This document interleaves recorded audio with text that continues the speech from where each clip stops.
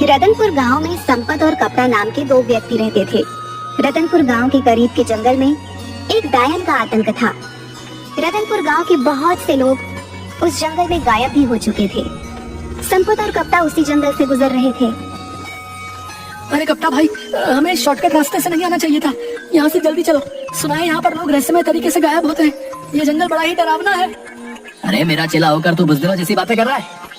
अरे कप्ता भाई, पिछले महीने सुखिया चाचा का बेटा इसी जंगल से लापता हो गया था, जिसका सुराग आज तक नहीं मिला। तुम तो वैसे भी 9 महीने शहर में बिताते हो और 3 महीने गांव में बिताते हो। तुम्हें क्या पता गांव में क्या चल रहा है? अबे तुम गांव के गवार क्या जानो शहर की आमदनी के बारे में? हैं?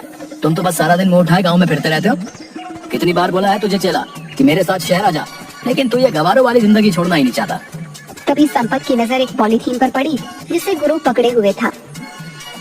ये हाथ में क्या पकड़े हो कप्ता भैया? जरा हमें भी दिखाओ क्या है इस पॉलीथीन में। अरे कुछ नहीं संपत, मेरी पत्नी ने शहर से कुछ डायपर के पैकेट मंगवाए थे, बस वही है। डायपर के पैकेट? लेकिन जहाँ तक मैं जानता हूँ तुम्हारे घर में तो कोई बच्चा है ही नहीं। अबे पगला हो गया है क्या? मुन्ना को भूल गया क्या? मुन्ना? अरे वो तो 10 साल का हो चुका है कप्ता भैया। सांड की तरह फैल फैल कर मोटा ताजा हो रखा है। क्या वो अभी भी डायपर पहनता है? तुम गांव के गवार क्या जानो? तुम गांव के गवार इस बात को नहीं समझोगे। हम शहर के रहने वालों के तौर तरीके कैसे कैसे होते हैं। बड़े शहर वाले बनते फिरते हो। अरे सीधे सीधे ये क्यों नहीं कहते कि तुम्हारा वो सांड जैसा मुन्ना अब भी बिस्तर पर सुसु कर लेता है? अरे मैंने उसे बड़े लाड़ प्यार से पाला है। क्या खाक लाड़ प्यार? अरे कान पर 2 मारो उसके, बिस्तर पर सुसु करना बंद कर देगा। उसको पीटने के बजाय उसके लिए डायपर के पैकेट और ला कर दे रहे हो और कहते हो कि हम शहर वालों के जीने के तौर तरीके बड़े अलग होते हैं। इससे तो अच्छा मेरा गाँव है भला। संपत ने यह बात बोली ही थी कि तभी अचानक देखते ही देखते चारों ओर धुआं छा गया और अजीब अजीब सी आवाजों का शोर होने लगा। ये धुआं कैसे संपत? मुझे कुछ भी दिखाई नहीं दे रहा। तभी संपत के कानों में कप्ता की चीख टकराई। चीख सुनकर संपत बुरी तरह से डर गया और बेहद फुर्ती से वहाँ से भागने लगा। कुछ ही देर में संपत भागता हुआ गांव पहुँच गया और चिल्लाते हुए सबसे बोला, अरे गाँव वालों, कहाँ मर गए तुम सबके सब? निकम्मो, तुम सबके सब जल्दी से मेरे साथ चलो, कप्ता भाई लापता हो गए हैं। संपत की बात सुनकर गांव का मुखिया गुस्से से बोला, क्या बात है संपत? क्या कुत्ते की तरह इतनी देर से भौंके जा रहा है? लगता है तू आज भी शराब पीकर आया है। कितनी बार कहा है तुझसे कि ज्यादा मत पिया कर, लिवर खराब हो जाएगा। अबे मर जाएगा किसी दिन। जल्दी चलो मुखिया जी, गजब हो गया। मैं कप्ता भाई को बस स्टैंड लेने गया था और लौटते हुए हम उसी जंगल से गुजर रहे थे जिस जंगल में वो डायन रहती है।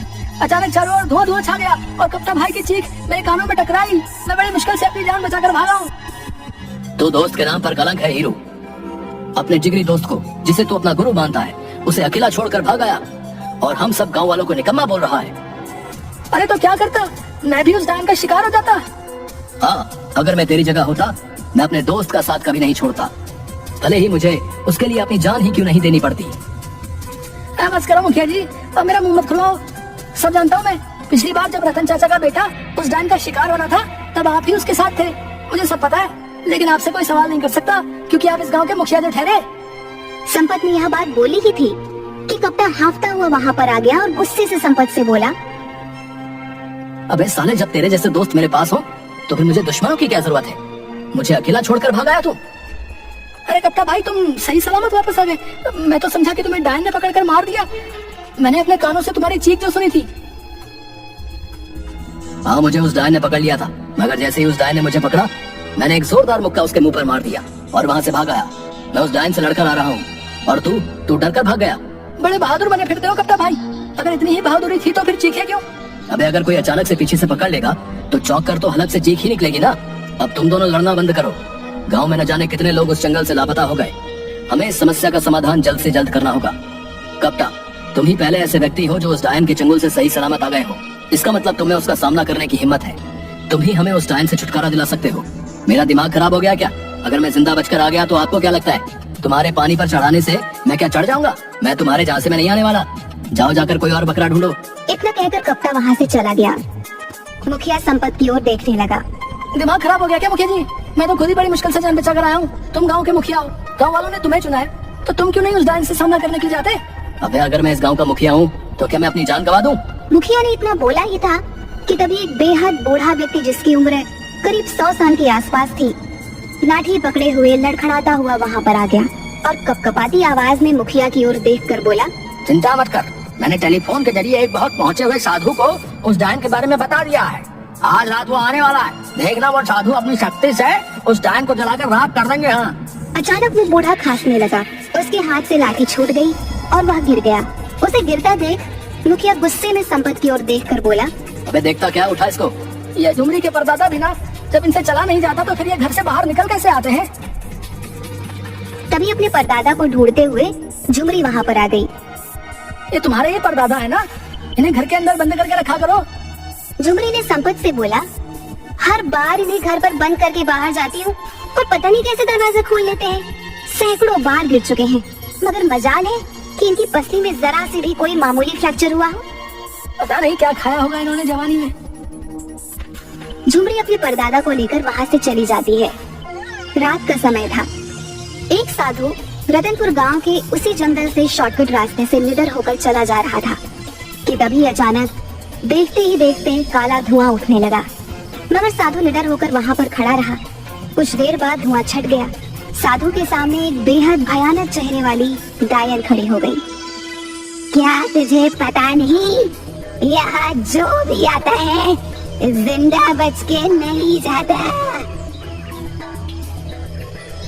हाँ जानता हूँ, न जाने कितने लोगों की जान ली है तूने, लेकिन अब तेरा अंतिम समय आ गया है डायन, क्योंकि मैं तुझे अपने मंत्रों की शक्ति से भस्म कर दूंगा। कोशिश करके देख ले। इतना बोलते ही साधु मंत्र पढ़कर उसके ऊपर फूंकने लगा, मगर साधु के मंत्रों का असर उस डायन पर हुआ ही नहीं। ओम क्लीम चामुंडाय नमः, ओम क्लीम चामुंडाय नमः। ये कैसे हो सकता है? इस पर तो मेरे मंत्रों का असर ही नहीं हो रहा। डायन हंसने लगी। साधु बुरी तरह से डर गया। वो डरकर रतनपुर गांव की ओर भागा और बेहोश हो गया। अगले दिन साधु की जब आंख खुली तो उसे गांव का मुखिया और सारे लोग साधु को घेरे हुए बैठे थे। कहीं तुम वही साधु तो नहीं जो डायन से हमें मुक्ति दिलाने आए थे? हाँ, मैं वही साधु हूँ। लेकिन तुम तो यहाँ बेहोश पड़े हुए हो। क्या तुमने डायन को खत्म कर दिया? वो डायन उम्मीद से ज्यादा ताकतवर निकली। मेरे मंत्रों का उस पर कुछ भी असर नहीं हुआ। ये क्यों नहीं कहता कि तू एक पाखंडी साधु है? तुम मेरा अपमान कर रहे हो। अरे जाओ बाबा, डायन के सामने जब भाग रहे थे तब अपमान नहीं हुआ था? तुम्हें कैसे पता कि डायन के सामने मैं भाग रहा था? तुम्हारी शक्ल बता रही है। तभी एक पागल वहाँ आकर गुस्से से बड़बड़ाने लगा। तुम सब डरपोक हो, आज रात में उस डायन का खात्मा कर दूंगा। अरे अब ये पागल फिर से यहाँ पर आ गया, भगाओ इसे। अबे पागल कौन है तू? पिछले कुछ दिनों से तूने हम सबको जीना आराम कर रखा है। आज तुझे बताना ही पड़ेगा कि तू कहाँ से आया है। पागल हो गया क्या? वो एक पागल है, वो तुझे कैसे बता सकता है कि वो कहाँ से आया है? उस बेचारे को तो अपना ही होश नहीं है। वो पागल बड़बड़ाता हुआ वहाँ से चला गया। देखना मुखिया जी, मुझे लगता है आज रात इस पागल की आखिरी रात है। सही बोल रहा है तू, ये मरेगा साला आज। अरे वो सब तो ठीक है, लेकिन इस समस्या का समाधान कैसे निकलेगा, इस बारे में सोचो। उस डायन के आगे तो ये साधु भी अपनी जान बचाकर भाग आया है। कपटा और संपत, तुम दोनों इस गांव की आन बान और शान हो। तुम दोनों की जोड़ी इस गांव में गुरु और चेले के नाम से मशहूर है। आखिर तुम दोनों इस समस्या का समाधान क्यों नहीं निकालते? क्योंकि हम कोई तांत्रिक नहीं है मुखिया जी। आपने स्वयं देखा, ये तांत्रिक खुद अपनी जान बचाकर भागा है। भला हम कैसे इस डायन का मुकाबला कर सकते हैं? तो फिर गांव के लोग ऐसे ही लापता होते रहेंगे क्या? तभी गांव का एक व्यक्ति बोला, मुखिया जी हम पुलिस की मदद क्यों नहीं ले सकते? अबे पागल हो गया क्या? हैं? पुलिस वाले कब से डायन और चुड़ैल को पकड़ने लगे? अगर वहाँ पर मुखिया जी शिकायत लेकर गए तो उल्टे डंडे मारकर भगा देंगे। बकवास बंद कर कपटा। पिछली बार एक पुलिस वाला जो इन सब बातों पर यकीन नहीं करता था, उस जंगल में गया था, जो आज तक वापस नहीं लौटा। तो फिर अब आप सब कुछ भगवान के भरोसे छोड़ दीजिए मुखिया जी, वही हम सबको इस मुसीबत से बचा सकते हैं। कुछ दिनों बाद उस डायन का आतंक इतना ज्यादा बढ़ गया कि रतनपुर गांव के लोग रतनपुर छोड़कर दूसरे गांव की ओर जाने लगे। एक रात की बात है, वह पागल बड़बड़ाता हुआ उसी जंगल में जा रहा था कि तभी अचानक एक काला धुआं उठा। उसमें से वही भयानक डायन निकलकर प्रकट हो गई और पागल की ओर देखकर बोली, जंगल में मुझे सिर्फ इंसानों का मांस अच्छा लगता है, पागल का नहीं। अरे तुझे कैसे पता मैं पागल हूँ? बेवकूफ डायन, लोग मुझे इसलिए पागल कहते हैं क्योंकि मैं दिन भर शराब पिए रहता हूँ और सच बोलता हूँ। अगर तू पागल नहीं है तो मरने के लिए तैयार हो जा। डायन की बात सुनकर वो पागल हंसने लगा। तू मेरी हंसी बना रहा है? सच तो यह है कि तू डायन है ही नहीं। अगर डायन होती तो मुझे मार देती। पागल ने इतना कहा ही था कि डायन ने पागल को दबोच लिया। अचानक उस पागल की आंखों के सामने अंधेरा छाता हुआ महसूस हुआ।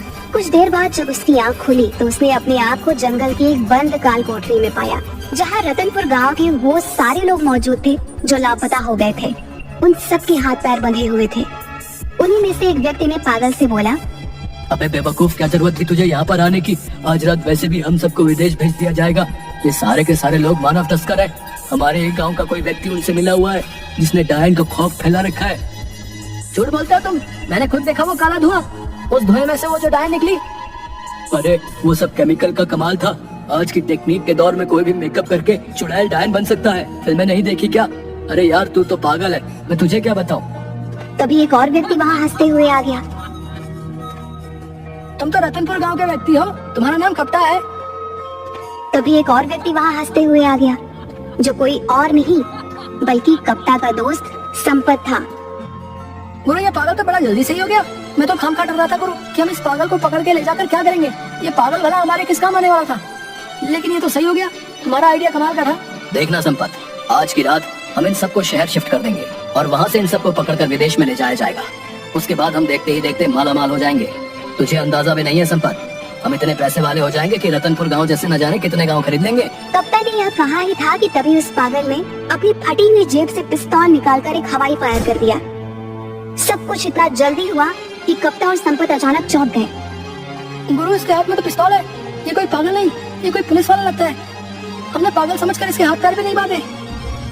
तू सही कह रहा है हीरो, लगता है हम दोनों बड़ी चूक खा गए। देखते ही देखते पुलिस ने उन सबको घेर लिया। सारे पुलिस अधिकारी उस पागल को सैल्यूट करने लगे। वह पागल व्यक्ति कोई और नहीं बल्कि क्राइम ब्रांच ऑफिसर अशोक था। मुझे इंटेलिजेंस से सूचना मिली थी कि रतनपुर गांव में बहुत से लोगों की मानव तस्करी होने वाली है, इसलिए मैं कुछ दिनों पहले यहाँ की छानबीन करने के लिए आ गया था। यहाँ आकर डायन की अफवाह सुनकर मुझे पक्का यकीन हो गया कि कोई और नहीं बल्कि कोई मानव तस्कर ही होगा जिसने डायन का खौफ फैला रखा है, ताकि पुलिस और लोग डर की वजह से इस जड़ की तह तक न जाएं। और इस काम के लिए मेरी मदद गांव के मुखिया ने की। तभी गांव का मुखिया और उसी साधु के साथ और लोग वहां पर आ गए। मुखिया मुस्कुराता हुआ बोला, मुझे तो उसी दिन तुम दोनों पर शक हो गया था जिस दिन तुम दोनों डायन के चंगुल से बचकर आ गए थे। ऐसा इससे पहले कभी भी नहीं हुआ। सारा गांव डायन से डरा हुआ होता था और तुम दोनों के चेहरे पर कोई शिकन नहीं होती थी। मैं शुरू से ही क्राइम ब्रांच के इंस्पेक्टर अशोक को जानता था। मुझे पक्का यकीन हो गया था कि मेरे गांव में कोई डायन वायन का प्रकोप नहीं है, बल्कि ये तो किसी मक्कार इंसान की ही करतूत है। और तुम दोनों के ऊपर शक उस दिन और ज्यादा पक्का हो गया जिस रात डायन से मेरा सामना हुआ। डायन को भगाने के लिए मैंने बेहद प्राचीन मंत्र पढ़कर फूंके, मगर डायन डस से मस नहीं हुई। कहां से होगी, क्योंकि मेरे सामने तो डायन थी ही नहीं। वो मंत्र डायनों और चुड़ैलों के लिए थे, इंसानों के लिए नहीं। कप्ता और संपत को गिरफ्तार करके जेल भेज दिया गया और सारे गांव वालों को डायन से मुक्ति मिल गई।